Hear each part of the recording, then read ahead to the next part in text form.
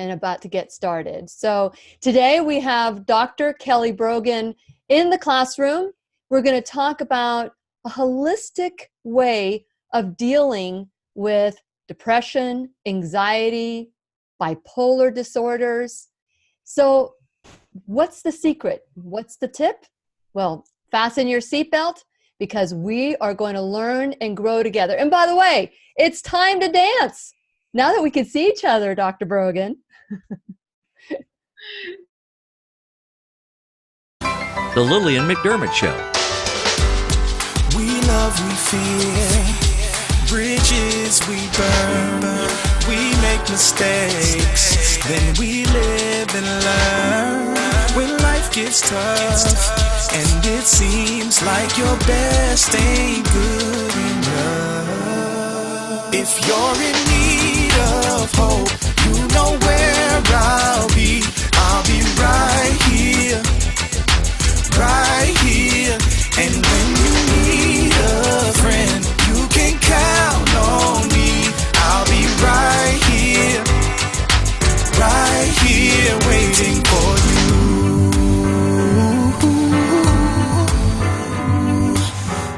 This is the place you can always turn to when you need a friend. The Lillian McDermott Show.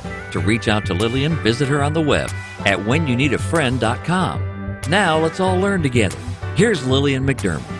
Hello, my listening friend. It's so nice we can meet each other on the air on this beautiful, best day ever. And for those of you who've been tuning in since 2011, or maybe just tuned in yesterday for the first time, welcome back. But if this is the first time that you've tuned into the Lillian McDermott Radio Show /classroom, please know that I've been waiting for you. This is a safe place where you can go to when you need a friend. And it is my commitment to provide alternative ways to heal. It is my mission to make awareness, responsibility, and truth a part of our everyday life. And I hope you, my listening, as well as my viewing friends at Lillian's Radio Show and Facebook, will feel empowered to embrace a new truth and live the life of your dreams. Now, I say this every time because it's a reminder, not just for you, it's a reminder for me that we are in control of our life. We are co-creators.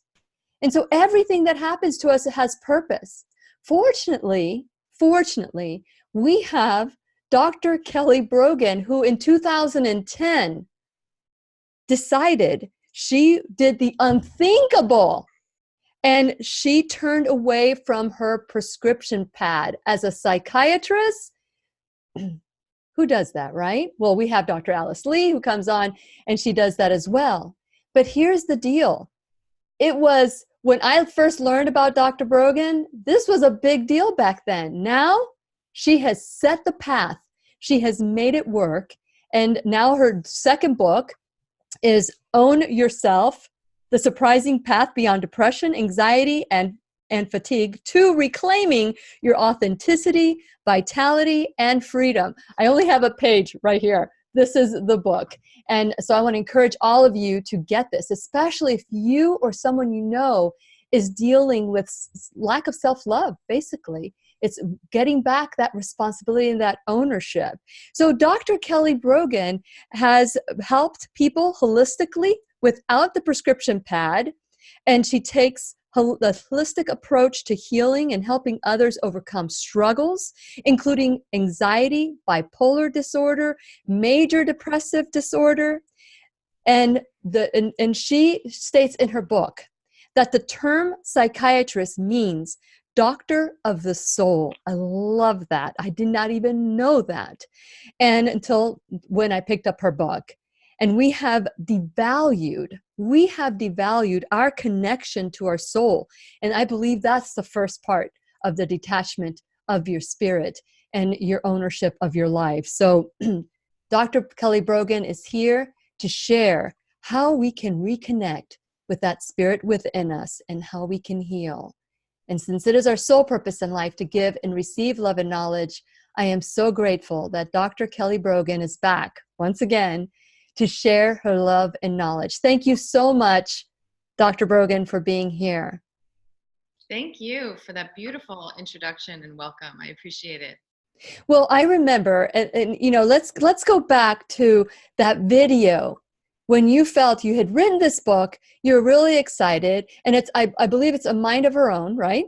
Your own. Mm-hmm. Your own, and so this is going back, and I remember seeing a video on YouTube where you said that no one, they turned their back on this book, where you started proclaiming that you can heal without the prescription. So share a little bit about that, your background, why you became a psychiatrist, and how you were able to become more of the soul seeker as opposed to the prescription pad giver.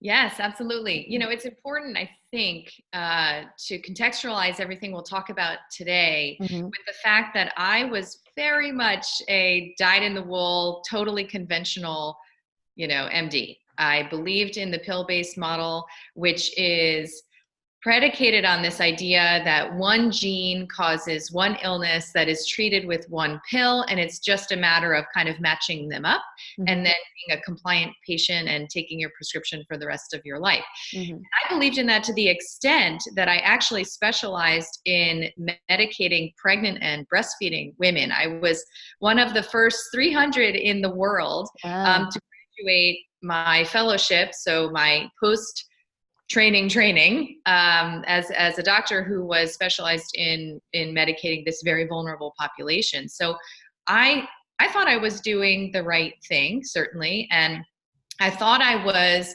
doing what we could to control or at least mitigate the monster that is mental illness, right? This horrible thing that happens to you, and these medications are the best we can do to get out from under it. So it really wasn't until my own experience of a health challenge. And you'll find that any MD who has gone rogue has probably done so because of their own experience of the limitations of the system. And so I was, just another example of that, diagnosed with a autoimmune thyroid condition, out of a routine physical 9 months postpartum my first pregnancy. But I had started to experience some of the rumblings, right? So I remember when I was pregnant, I wrote a prescription for a patient who was herself pregnant for Zoloft, antidepressant. And I had this feeling like, wow, I know all the literature that I've been taught, and I consented her to the best I could, but I wouldn't want to take this medication as myself, a pregnant woman.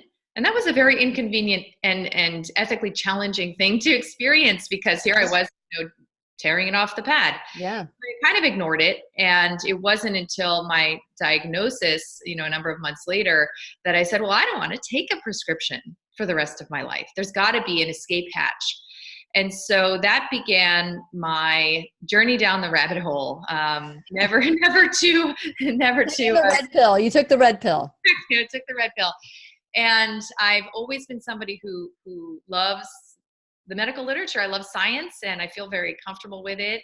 It's like pearls washing up on the shore. I love to go searching for papers, and I just didn't ever know that the ocean of literature was as vast as I discovered when I began to do my own research into the quote unquote alternatives. So I put my condition into remission, and I started to offer my patients this opportunity to work with lifestyle change, because that's how I did it. I saw a naturopath. I changed my diet. I began exercising and meditating and looking at conscious consumerism and the kinds of products I was buying. And that's also when I began to learn, of course, synchronistically, about the untold story of the risks and adverse effects of these medications that I was prescribing. And obviously all medications have risks, but I was never informed about the extent to which we actually know about the adverse effect profile of all psychotropic medications. But then I took it farther. I looked into birth control and acid blocking medicines and antibiotics and you name it.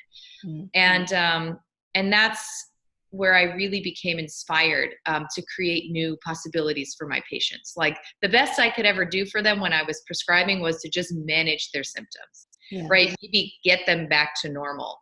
But could I help co-create the conditions for growth, for change and even for transformation, because that's what had happened to me. Yeah. Through these simple little lifestyle changes, I began to develop expansion of my consciousness. And this is coming from I used to call myself a belligerent atheist. Okay. Non-believer. I was critical and judgmental of anyone who thought that there was anything more to life than, sort of doing your best to get an A+ on it and then going to rest with the worms in the dirt. So it was quite a transformation. So I put all of this into a book, right? That was A Mind of Your Own. That was I wrote it back in 2014, 2015. It was published in 2016. And I knew at that point enough about the nature of the systems at play and the toothlessness of the FDA, the ways in which the, corporate sponsorship can influence media, and specifically the 70-some% subsidization of mainstream media, be it print, NPR, PBS, or, ABC, whatever it is. And so I knew that I would have some trouble with airtime, right? But I was very, very well supported by my publisher, who I don't think had experience with this kind of message. Yeah. And a month before the release of the book, we literally got pages and pages of no's after the galley had been sent out, to Dr. Oz and, Nightline and the Today Show and all of the rest, where they normally just waltz their authors, especially if they're feature for the season, onto these. And I kind of said, I told you so, but I was a first-time author. I didn't really know how it worked either. Yeah. And I remember my publicist was literally in tears because, they didn't have experience with garnering platforms like this, independent media, and to work with the grassroots support for a new kind of a story about health. And so it was a beautiful experience actually in the end, because we were able to really get the message out, and I was able to then see how people with very basic information, because now the testimonials that we have just from the book alone, from reading a book, are inexplicable based on the transmission of just knowledge. And what I've come to understand is that these individuals had a validation experience, perhaps through my writing, that confirmed what they, on a soul level, yes, be true, which is there is a better way, and there is more to my experience than simply bad genes and bad luck. I love it. And I remember, I don't know how I got your video, but I remember going, well, come on in, because at that time I was going through my own journey as well of learning a new truth. And it started with the challenge of going raw vegan for 1 month on in the show back then. That's how it started for me. And after 4 days, I started feeling so good. But here's the deal. I wasn't feeling bad. I didn't know that I could feel better. And that is the key, that we've been sold a bill of goods to the point where my registered service mark is you can take a pill or you can take responsibility. So we're very much in line with that. And it's not that I'm against the pill. I'm not saying that you shouldn't take the pill. But prior to doing that, is there anything that we can do? What if there wasn't a pill to kind of numb whatever is going on, shut whatever is going on? What if there wasn't a pill? How would we change our life? So let's talk about the statistics of taking these pills that are antipsychotic, that are, psychotropic, whatever it is. What are the statistics that you're seeing today versus back then? Yeah, so today we have half of Americans waking up to 4 prescription bottles a day. Mm. And, something that I've become very interested in, the psychology of participation in our medical system. And I think there's something extremely powerful to even the fact that pill bottle has your name on it, right? Yeah, so it's yours. This is yours. And the implication is it's a part of you that you need to fix what's wrong with you, right? So the most common narrative that I encounter with the patients and individuals that, I encounter even indirectly, that they are confronting and beginning to at least struggle with and examine and explore is that they are broken, that something is terminally wrong with them. Mm-hmm. And I think on some level, most of us relate to this. And that's why we walk around with the white noise of a wound that says, I'm not enough. Mm-hmm. Or, my particular version of that is I'm too much, right? No one can handle me. I'm too much. And then we manifest life experiences that confirm that over and over again, including even, the story I just told you was an ultimate meta confirmation of this belief that I'm walking around with. And we all are. And you could debate whether it's from, childhood experiences or, interlife karma, who knows? But to suffice it to say, there comes a point in our life experience where our defensive patterns, the ways in which we have maintained a sense of safety and control, start to feel bankrupt. And we start to feel like something is really missing. And so at that point, you either go to the doctor, right? Or you suffer in silence. Mm-hmm. But is there another path? I mean, I want to live in a world where there is another option, right? Yeah. And so, at this point, there are varying estimates of how many Americans are taking antidepressants. It ranges from 16% to 20%. It's still about a quarter of women of reproductive age, which is the specialty, I mentioned I got into, who are going into conception taking medication and are seeking counsel around that, because it is a bit of a Sophie's choice, even though the industry and my participation in said industry at the time says, well, it's better to have a managed and medicated quote unquote illness than it is to expose the baby, fetus, and mother, the whole package to untreated illness. But is there another way to explore treatment? Because it's really quite a binary consideration. It's either no treatment or medication-based treatment. Even talk therapy and psychologically based treatments are, kind of given a friendly nod, but they're not considered a legitimate intervention. So this material and what we're talking about today is unfortunately never more applicable to the population. And that's also because, about 60+ % of prescriptions are dispensed by family practice doctors off-label. So outside of what's even considered to be gold standard practice, which itself is we could investigate and just disrupt. Outside of that, right? So this is people who are medicated for grief, right? For the loss of a loved one, for work-related stress. Maybe they're medicated because they just went through a divorce. And, what began to interest me, not to dive in the deep end of the pool, was what risks are those folks taking on in service of taking the edge off? Yes. Because I believe we are fundamentally benevolent beings who, as you mentioned, are oriented towards love and connection. But what if the physician in a position to help you only has one tool to offer? And what if that tool, the analogy I like to use is like, what if we're offering people who are falling off a cliff, like the blade edge of a knife? Mm. I guess it's somewhat helpful, but is that the best we can do? Like, how about a hand, right?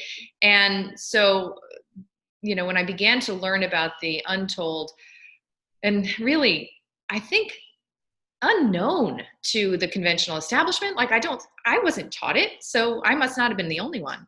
Mm-hmm. Risks, including the risks of, impulsive violence. There's a paper from 2011 by Lucier and Crotty that talks about individuals who were prescribed medications for very routine, non-diagnostically sufficient reasons, right? So those that I just mentioned.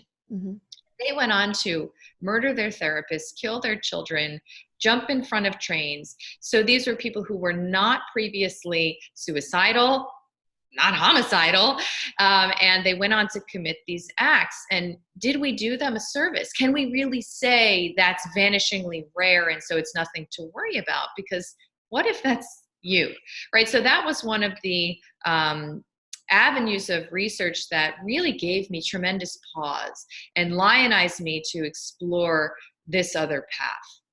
Yeah. And it is a path that when you decide that you want to do this, everybody is conditioned to bring you back to what is the protocol today.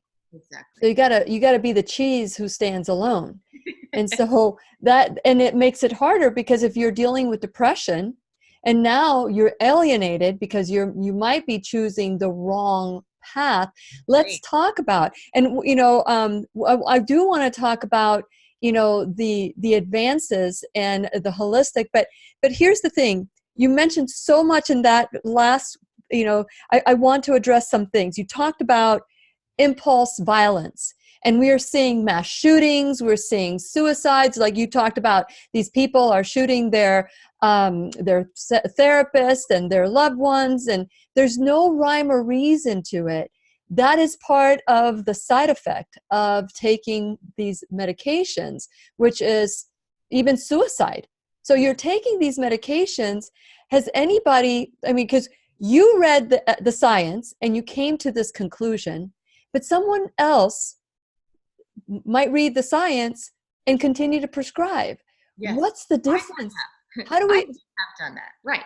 If I had not had the experience that I had, that frankly, through the vector of rage, I was really pissed, when I began to learn about all of these things I wasn't told, including the habit forming nature of these medications, because I started to offer my patients the opportunity to come off. And I was essentially running, the world's most acute outpatient rehab, because what I began to see as patients discontinued medications in the way I was taught to discontinue them, which was like over a couple of weeks, I couldn't believe it. I was paged around the clock. My entire life was thrown into disarray, let alone my patients' lives. And so I was really quite angry. And that was what helped me to not only stand on my own in this, relatively speaking. There were certainly many intrepid trailblazers whose work inspired me, but also to stand with my patients. And I'm often criticized. I don't know. Called. That is the scare tactic. That is the tactic. If I don't want to be revealed, if I don't want people, if I'm doing things in the dark and someone shines a flashlight in my face, I'm going to do whatever I can to hide and continue hiding. And the best plan is to make you look bad, right? Right. And the only reason I'm not a great target for that is because I came to this through the science. I know the science pretty well. And when I say the science, I just mean a body of literature that supports a different story, right? I also know the body of literature that supports the consensus story because I practice that way. So it's somewhat difficult, to, I think, come to any easy dismissal of what it is that I'm presenting. But I certainly understand why this would be dismissed, $200,000 of debt, blood, sweat, and tears, and the comfort of that gold standard bubble. We're all doing it. The Cochrane database calls it consensus medicine, which is essentially the practice of medicine as it begins to deviate from the evidence base itself, right? So no longer are most contemporary clinicians practicing what is based on what science is showing. And in fact, there's a seminal paper that talks about the 17-year lag between what is published in the medical literature to when it trickles down, to your doctor's office. So I understand the resistance because I was a part of the resistance. And I understand the psychology of saying, there's nothing to see there. This is the legitimate approach. Everything else is reckless.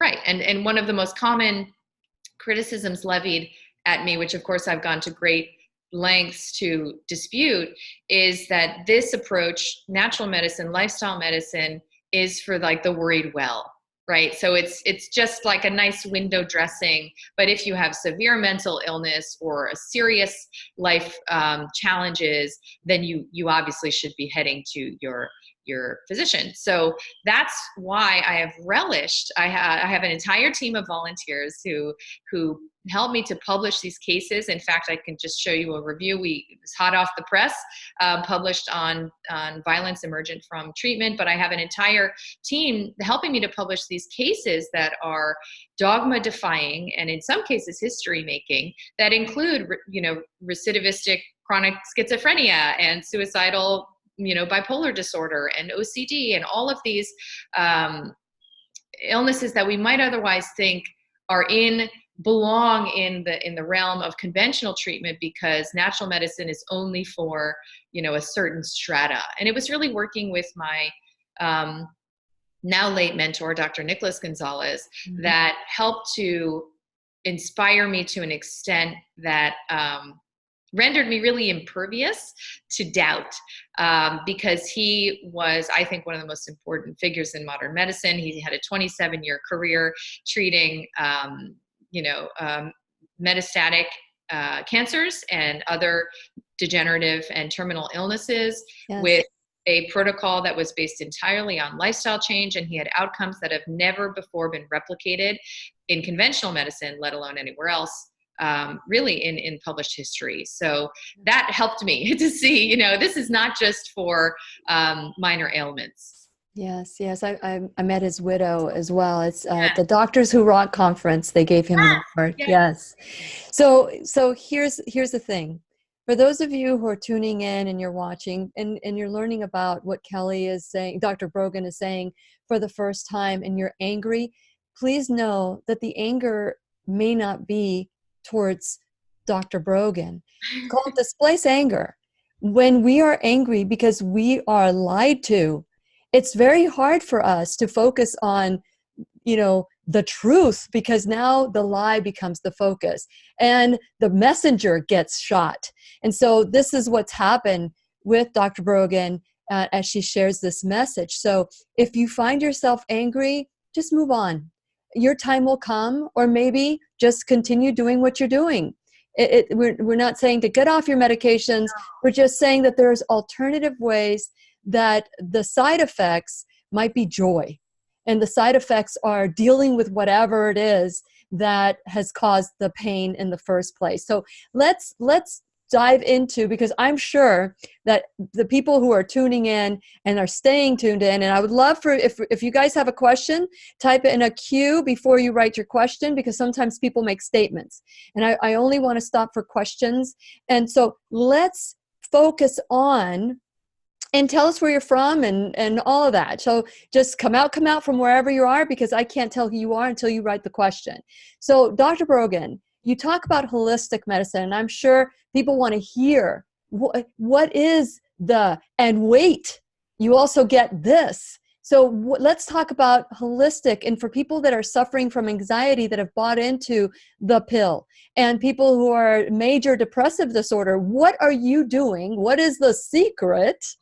What's the secret sauce that people need to just sit with today and consider the possibility that the answer is within them? Thank you for that question. Yeah, I will say that I understand the anger. I really do, on both and all sides. And I get it. And this is really about informed consent. So remember, I was prescribing to women who had growing fetus, within them. And I understood even then the concept of informed consent, which is helping someone to understand the risks, benefits, and alternatives. The challenge is that in the conventional system, it is very difficult to achieve true informed consent because the system has an inherent bias towards a certain belief system. Yes.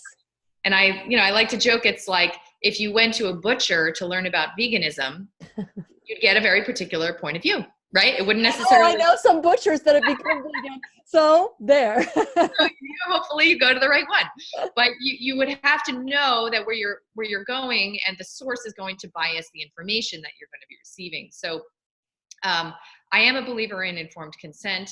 I think the wrinkle is when the prescribing of these medications impacts the public at large, whether in the setting of a mass shooting, every single incident in this country has been in somebody psychiatrically medicated. And of course that's, nobody reports on that either. Nobody reports. Yeah, I think increasingly there's an awareness around the role of it. I even saw, something in the Wall Street Journal recently listing an anti-anxiety medication on board with other alcohol in a recent shooting, for example. But the point that we are at is one that you have referenced, which is that we are beginning to understand that the good news and the bad news is that we are each in control of our experience, right? And so that's really all we can control. I mean, how successful have we been at controlling anything at large, right? Whether it's nature, bad guys, terrorists. I mean, the programs of control at scale really only beget more and more measures of control to an ever diminishing outcome. So we have to localize our focus on ourselves.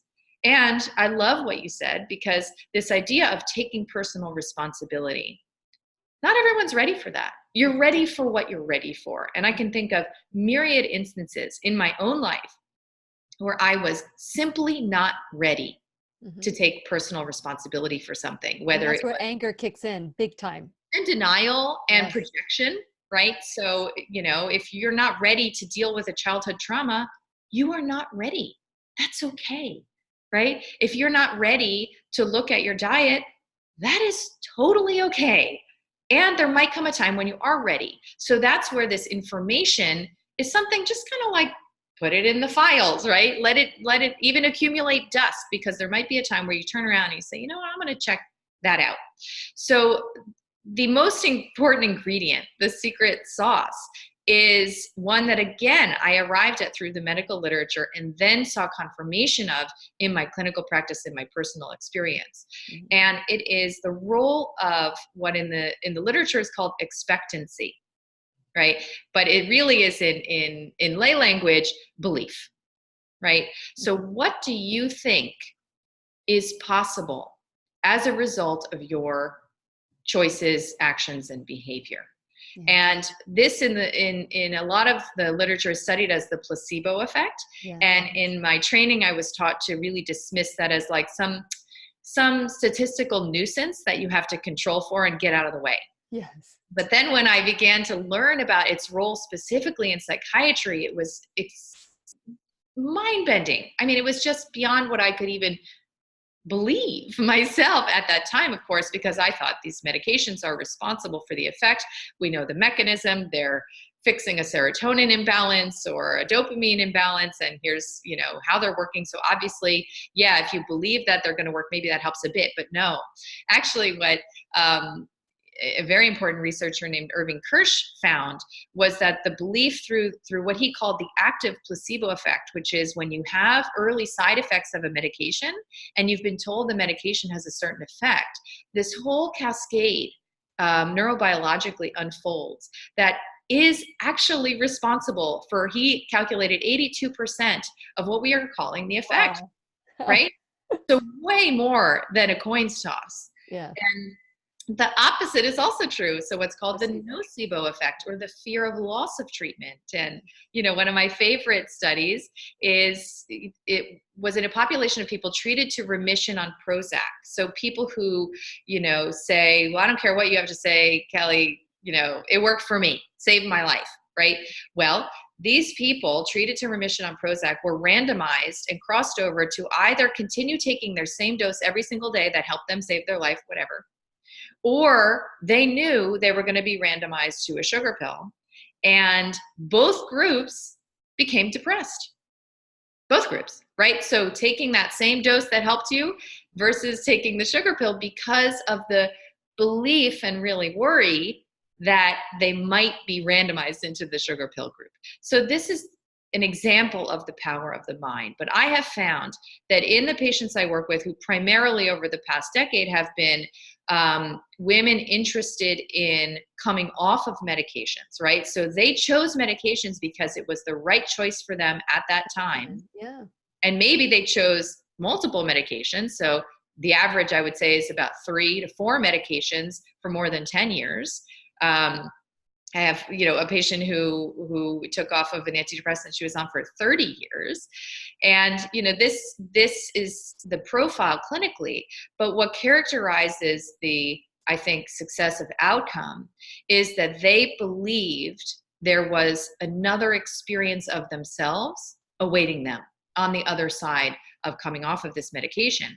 And then, what my current book is really about is, what does that hero or heroine's journey really look like, right? What are the archetypal stages of an initiation to self, of really beginning to see what you're made of, really beginning to explore not just the veneer you've been presenting to society for, since you were 12, Yeah. but actually the whole of you. How can you begin to feel comfortable in your own skin? And so there is kind of an initiatory ritual, if you will. That's a 30-day protocol that now I have, data at scale for its effectiveness. But there's really not much that special about it, right? It's just based on the research that I've done into the ways in which we can send the nervous system a signal of safety. And it has to do with a commitment, I like to say an uncomfortable commitment to lifestyle change, but really to focus on yourself, right? So you mentioned self-love. When I was in my atheistic phase and my scientism phase, where science was essentially my religious orientation towards the world, I would just roll 10 eyes at the concept of self-love. It's like, yeah, but when are we going to get down to the real medicine, right? When are we going to actually do the treatment that's relevant? That's nice fluff that you have to offer, but please. So that was really, kind of my attitude about it. And so for those who feel similarly to me, I'm sure not many listening, but if there is a skeptic in you that says, what is self-love? What does that have to do with anything?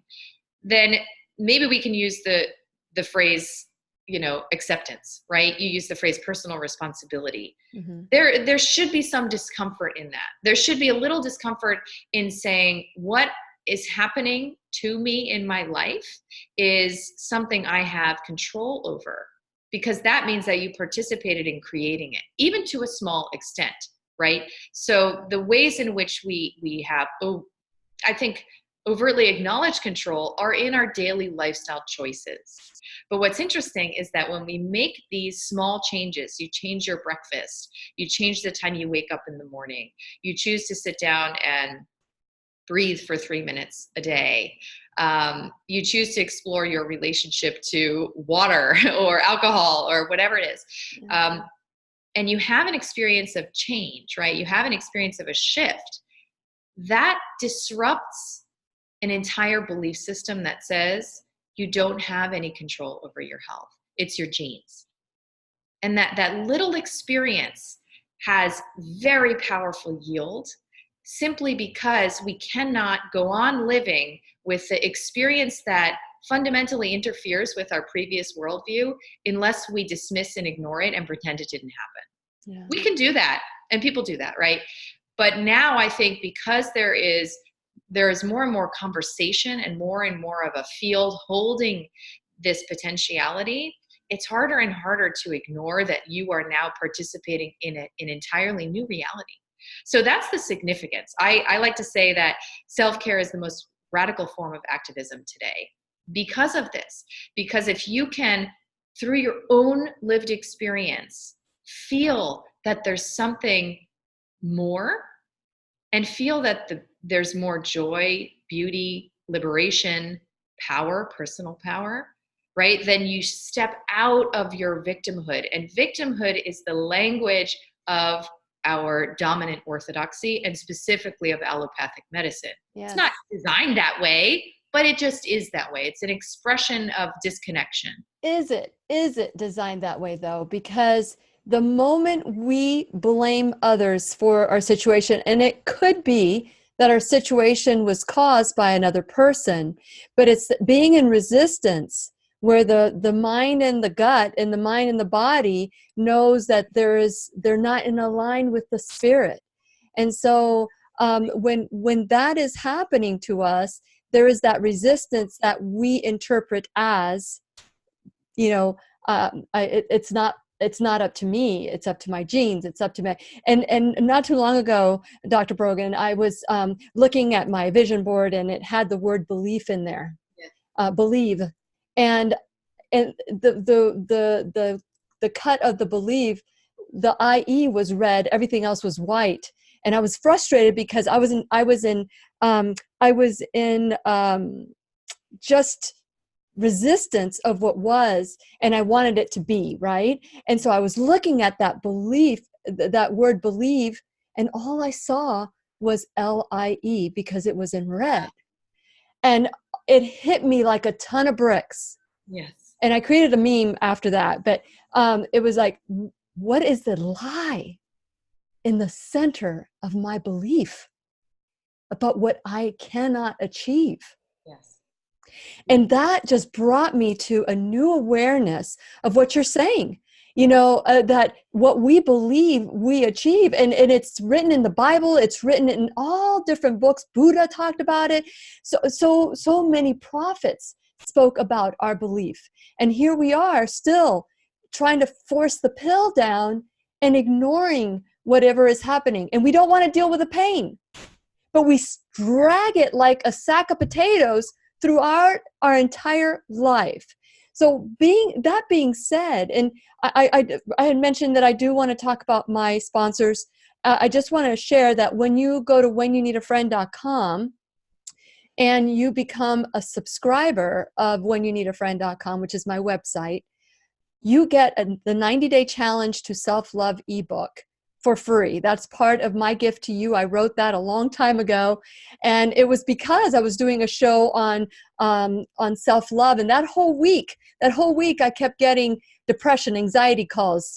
As a life coach, I get all these people presenting themselves, and the psychologist at the time said, "Hey, do you realize that the root cause of depression and anxiety is lack of self-love?" And that's how that book was created, that ebook that is yours. Become a subscriber. I also want to ask you to like and follow me. Share this information. Help us grow this classroom so that we can have doctors like Dr. Kelly Brogan in the classroom. We're all students. We're all learning together. And I'm sure the doctor I interviewed back in 2015 is totally different than the woman she is today. And so we're constantly growing, we're constantly evolving.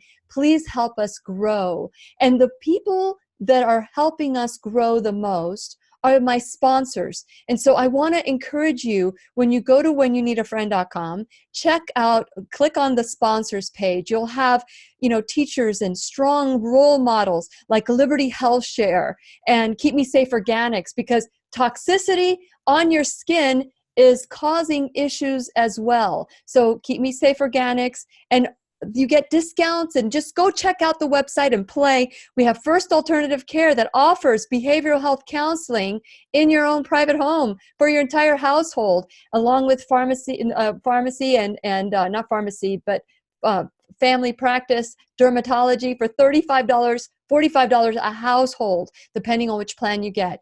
And this is a household. If you have your grandchildren visiting or your parents visiting, they belong in your household. A child over in college belongs in your household. It's called First Alternative Care. We have Dr. Stephen Grable, who is in Jacksonville.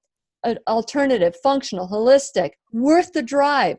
These are people that are standing by this classroom. The pharmacy in Merritt Island, who does compounding. So instead of going through your digestive system, it goes through your skin. It's totally different. And Live Longer Medical, who is helping us look as good on the outside as we feel on the inside. So these are all, and you can become an enrolled student too and be a part of becoming a sponsor in this classroom. So please go to whenyouneedafriend.com and subscribe and support our sponsors the way they're supporting the classroom. And so I want to always acknowledge my sponsors, even though it takes away from this beautiful conversation that we're having today, but that's the only way. So help us spread the word and grow together. Dr. Kelly Brogan has just written a new book. It's called Own Yourself. And this is what we're talking about. Oh, and by the way, at whenyouneedafriend.com, there's a 100% responsibility page. There's 4 questions on there that you can answer without shame, blame, fault, or duty. It just is. 1 + 1 = 2, 2 + 2 = 4. No one would get upset at the equation. So it's time to look at ourselves like an equation. What is it? What is the lie in the middle of our belief? And so as I say that, I see you nodding your head, Dr. Brogan. Can you expand on that? Because there are people who say, well, I am chemically deficient. I'm Zoloft deficient, or I am Prozac deficient, or Valium deficient. Nobody is. No, the lie is that there's anything wrong with you. Anything. And I think the practice that I encourage is a kind of engagement of discipline without judgment, right? So how can we begin to exercise the power of our choice, which is the most, I think, defining element of our humanity, is that we have choice. You always are making choices, and that is an extension of your power. Yes. And the experience of being controlled, outsourcing your power to doctors, to medications, to alcohol, coffee, bagels, TV, the government, whatever it is, wherever those hot spots where you feel you don't have a choice are, there's actually a neurobiological correlate to that victimhood, right? That experience of helplessness sends the body a certain signal. Mm-hmm. And there is a limited, like a low ceiling on regeneration when you're in that state. However, when you, as you're suggesting, take this personal responsibility and you say, you know what, I'm going to change the things I can change. It may be difficult, it may be uncomfortable, and I'm going to do my best to just accept where I'm at first, and to stop fighting with what is, stop fighting with myself, and just make these small choices, really neutral choices, right? About how I'm going to move through my day, right? What I'm going to buy when I go to the store. That shifts you into a neurologic state that facilitates spontaneous healing. And literally, that's what I'm talking about, right? So I'm talking about something that was never declared possible by the conventional system, because the conventional system keeps your nervous system just through this belief system in a state where that spontaneous healing is not possible, right? And so it's really a matter of shifting into a reflexive response of curiosity, right? So you can say, what's happening to me, right? With all of the anxiety and judgment and worry, and you're already in the future, so many months and horrible things are catastrophically happening, right? Or with the same sentence, you can say, what's happening to me, right? Like it's simply a shift of for me. Right. It's a question, right? Yes. It's curiosity. And this way you can live a life where there are literally no problems and where there is nothing bad that ever happens, right? So as an activist, I am constantly besieged by, future catastrophizing about, legislation that's coming up, stripping our rights, all this stuff. But I can also myself shift into that place where I say, wow, this is really interesting what's happening. I wonder, how I can alchemize it, right? How can I take all of what is, learn to grow the container that can hold fear and grief and rage and sorrow and all those experiences I've been told are bad. Mm-hmm. How can I just let them swirl around and, interestingly, turn into things maybe I've never even felt before, like joy or bliss? Anyone who has had the courage to sit with these emotions we are trained to suppress will tell you there is something, as you said, very unexpected on the other side. Beautiful. Beautiful. I love that. Now, there was a question, and right now my notebook just went away, but I believe the question, I didn't note her name, but the question is there anyone that you would say we can't offer them alternative ways to heal? Is there like a checklist that you have? So no, there's not on paper, right? Because again, and I've published these cases, you can find them in testimonial videos on my website. I have treated the worst of the worst. State hospital, having been treated with electroconvulsive therapy, on 5 medications for treatment-resistant schizophrenia, you name it. And then I've treated people who, had some mild postpartum depression. So it's a huge range. The defining factor is your passion, right? Your commitment and your belief that this is possible for you no matter what, right? That's it.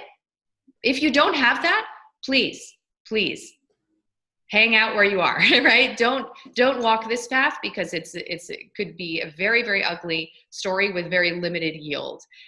If, however, you are committed to this journey and you understand the nature of a journey is going to show you exactly what you need to see, then you are ready. And there's no carve out. I love that. So what comes first? The chicken or the egg? What comes first? If somebody is depressed because they are now, going through this pill, the side effect, how do you get out of this vicious cycle? So I believe in what I call an order of operations, right? Because most of the people I work with are engaging unwittingly a spiritual transformation and an awakening process. That's why I wrote this book as a manual to help guide that process. However, let's start with the low-hanging fruit, because it could just be you have a little, B12 deficiency, or maybe you shouldn't be eating bread, right? And maybe you don't have to go on some major, archetypal voyage. Sure. So that's why I believe very, very strongly in this 30-day protocol and an adherence to it that's very strict, because I think every adult deserves 1 month of their life where they see what their baseline is. And from there, the things you have to explore, you'll have more liberated energy to explore, right? Whether it's your relationship or your job or your house or trauma you haven't acknowledged from your childhood. You will know what to do. You'll unlock that intuitive guidance if you're no longer being yanked around by the lifestyle choices that are holding you hostage. That's beautiful. Thank you so much. I know that we're coming to the end of this, and I know that there are people that have questions, and we'll address it maybe after the podcast. Once we record the podcast, we'll continue recording on Facebook Live. So I want to encourage those of you who are watching on YouTube or on listening on the podcast, you can always, you're in choice, you can come on to facebook.com/Lillian's radio show. Also, we're going to publish Dr. Brogan's, it's the research where she's quoting the science. We're going to be, and Robert, if you can just cut and paste it and put it on Facebook, I'd appreciate that. But, Dr. Brogan, I am so grateful that you're able to come back all these years later. And what a different story you're sharing today. You are so empowered. Yeah. Thank you. So empowered. And so I know we have some questions, and we're going to address them after the theme song, after we dance and rejoice that we are in choice. And so thank you, Dr. Brogan. And for those of you, please remember, we'll be right here waiting for you worldwide at whenyounneedafriend.com. This is Lillian McDermott and Dr. Kelly Brogan wishing you love, peace, joy, and unexpected abundance. Make it the best day ever. Yeah, that was good.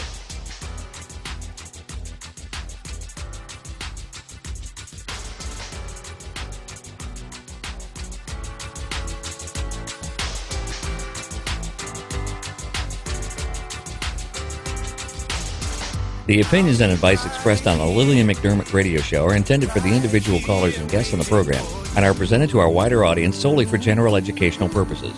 Please act responsibly and consult personally with your own medical, psychological, or nutritional expert before taking any steps to improve your life.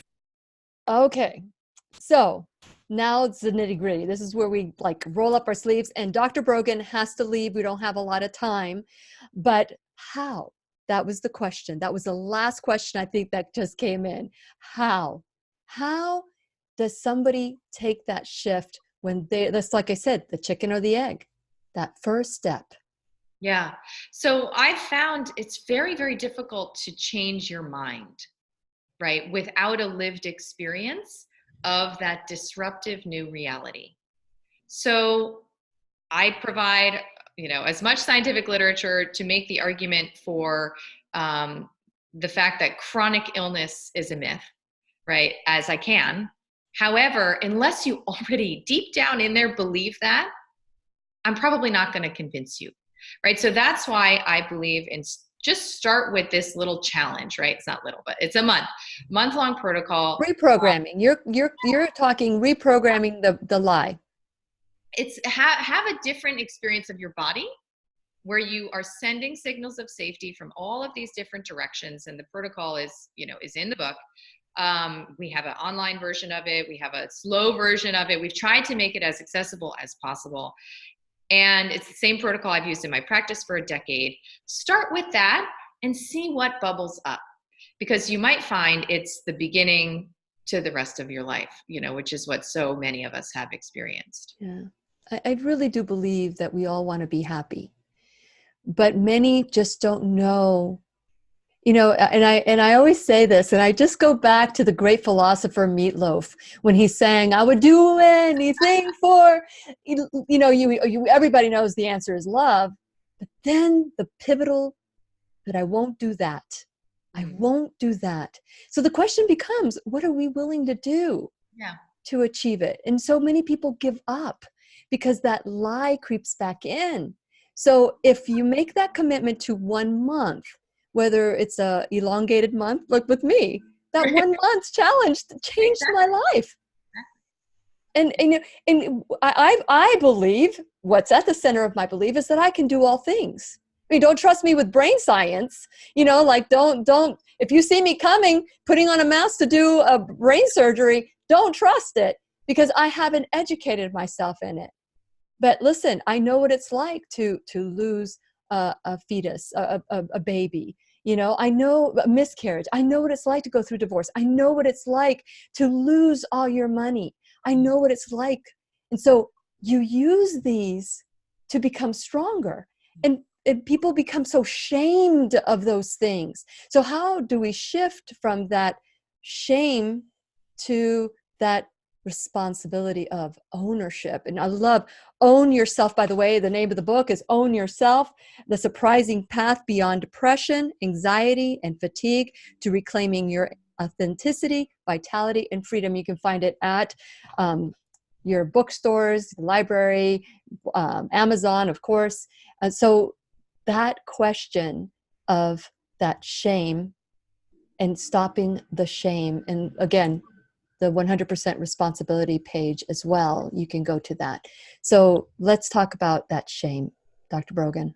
It's one of the most powerful and distorting vectors of our psychology, right? Is this idea that there's something about us we have to hide or we won't be loved, right? And the challenge is that you could get love poured on you from all over, everywhere. And until you yourself, as an adult, turn towards that probably very old, tender place of hiding, you're never going to feel anything but a fraud, right? And that hollowness, depending on your sensitivity, is going to manifest as anxiety, depression, or something more dramatic. Disconnect. Right? It's a disconnect to the soul. Exactly. So it's a practice of vulnerability that begins very privately. And I have exercises I teach in the book that I learned through my practice about how to turn towards these very intense emotions in the moment they're arising. Because if you don't develop intimacy with them, they're going to be haunting you forever. But you'll find, that it is that kind of like, think about two people, right? One who's pretending to have everything together and be in control, and one who's just kind of like, you know what, I don't, and I'm working on it. Who do you want to spend time with, right? Who do you feel comfortable around? We are craving authenticity. There's never been a more receptive audience for you to show up exactly as you are. And, I remember a pivotal experience for me of this was, I used to do a lot of public speaking where I would memorize everything I had to say and make sure it was, my diction was flawless and totally eloquent. And then when my mentor died, I was asked to give, a talk at a functional medicine event. And I literally, first of all, I had a paper with me, which I never would do.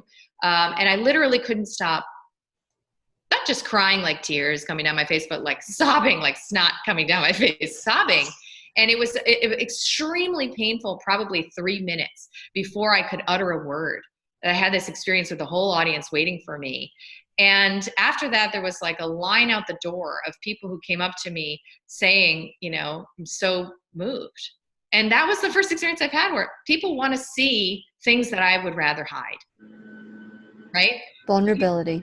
Feels, empowering to them, freeing to them, and certainly ultimately it did to me. So, this is a collective effort that we're all engaging. We have to engage it together. That's why I'm doing, my part to describe the ingredients for, what I feel are personal, is personal liberation. Yes. Okay. Real quick. Okay. So Denise, that's the question. I'd love to know what Dr. Brogan thinks about true healing potential fields such as functional medicine have now since writing A Mind of Your Own. Okay. I think I understand the question as, what is the potential for functional medicine and my perspective on it relative to, okay. So yeah, that's a lot of what has transformed for me since writing A Mind of Your Own. And, it sounds like she may know that, but I as somebody who was very oriented towards quantification, measurement, materialism, essentially it's called in the scientific world. I love the idea of functional medicine where you get to quantify all the things that are off or out of balance. And certainly there's an interest in the personal narrative, but there is, for some people, a rabbit hole you can fall down where you're trying to see yourself better on paper, whether it's a saliva test or a stool sample or, your supplement compliance. And I think that's why for myself, I needed to go off book, right? Like I needed to understand what it was to just trust my body had what it needed on some basic level when I showed up for it in my personal choices every day. And so that's why my, month-long protocol doesn't involve any supplements. It doesn't involve any testing. That doesn't mean it's not useful, beneficial, or the perfect fit for a certain kind of temperament and personality at all. But I find it's very helpful to have a baseline where you're doing it all, right? Where there's not necessarily, you don't need information from anywhere else about what's going on in you. So you can start to train your relationship to that voice. So today, while I have great regard for functional medicine, refer to functional medicine practitioners every single day. I wouldn't say that that's what I practice. And I think it's a bit simpler, perhaps because the folks who are coming to my work who've been diagnosed with mental illness are a special category of people who really are ready to take a massive leap of faith. And that's an important ingredient in their healing. Again, that is the belief. They have to beat that belief. And so we've got one more question, and it's from Patricia. Patricia says, hold on a second. Let me see if I can get to this. That you have a lot of knowledge in literature, and she's very complimentary. But here's the question. There's a lot of options out there. How do you know who to trust in terms of what they are promoting? And she says, I love Dr. Brogan's message. And that's from Patricia Gale. Yeah. So this is what we're growing is your inner compass and your reliance on that compass, because only you know, right, who to trust. But I hope that you would trust somebody who simply says, trust yourself, yes. Because otherwise you're getting caught in the same loop, except now you're dependent, right? And it's no different than the allopathic system where your doctor knows best and you got to go to that doctor for regular appointments. My goal for my patients is that they never, ever work with me again. And maybe we become friends in the future, Isn't right? Wonderful. Isn't that wonderful goal? And I always say that if your doctor, look at your doctor. Does your doctor look healthy? Are they offering alternative ways? If not, remember, they're also having all the diseases and all the medications that they're prescribing. So empower yourself, fire your doctor, go to a doctor that is embodying what you want to achieve in your life as well. I mean, look at you. Well, I mean, what's interesting is that the patients who work with me one-on-one, relative to the people in my online program, Vital Mind Reset, which is the same exact protocol, who never meet me, who maybe never even interact with me at all, the outcomes we have there are far superior, more rapid, and more in number, certainly. Yeah. And to my mind, that's because the age of the guru and the student, or even the doctor and the patient, is something we're moving past. And you have already what you need. Maybe you need a little guidance, but like I said, it's really just intended to ignite within you that reservoir of intuition that's already existent, tapping in to that personal power. And so I've seen that, right? The less doctor in your life, I think personally, the better. And that doesn't mean that you don't need a community of like-minded people to support you in your process. It's like that paradox of how can you walk the path on your own, take personal responsibility, be courageous, be audacious, but then also have the support and comfort, like a warm blanket, of people who you don't have to fight with about your basic beliefs, and people who see you for your full potential when you can. Yes, absolutely. There was a question just now. It says, how do you confront someone who believes their lie? We're powerless. It's like kryptonite, right? Yeah, you don't. And trust me, I've learned that lesson the hard way, that we are not here to coerce, even inspire. We're simply here to take care of the inside job. When you do that, you indirectly inspire and change people's lives, and you personally have an experience of self-love that otherwise wouldn't be available to you. Well, I know we could go on forever, Dr. Brogan. I hope that you will accept another invitation to come on into the classroom. For those of you who want to learn more about Dr. Brogan and maybe take the challenge to one month, 30 days of learning who you are and falling in love with yourself again, you can go to kellybroganmd.com and you start your journey there. You can also go to whenyouneedafriend.com, check out the 90-day challenge, just subscribe, get the 90-day challenge. Also check out the 100% responsibility. It's taking ownership. I love where you're leading on this, and you are leading the path when it comes to ownership of our life and saying, I'm just going to deal with it. I'm going to be okay with the pain, with the tears, and one and done, get it over with. And it may take many years to accept and embrace, but I guess the ultimate is finding that this was a gift, whatever it is, wrapped in an ugly package, but that it does have beauty attached to it, right? The gem in the dragon's mouth, exactly. Yes. And so we're all on a journey. We're all on a journey. We're all on this yellow brick road. And at the end of that journey, all of them find out that they had the power all along. And I think that that's what's been taken away from media, from that pill, is that power has been taken away from us. We've given it away. So it's time. It's time to take our health back. And thank you, Dr. Brogan, for everything you have done to remind us that we have the power within. You're amazing. Thank you. Thank you. Thank you so much. And so we'll say goodbye. For those of you, if you have questions, I will write those questions down and send them to Dr. Brogan. But thank you so much for watching today. Help us spread the word. Like us, follow us, and share. And we'll see you next time. Tomorrow we have Dr. Joel Furman, who we're going to talk about nutrition. So here we go. So we'll talk soon. Bye. Okay, let me just sign off.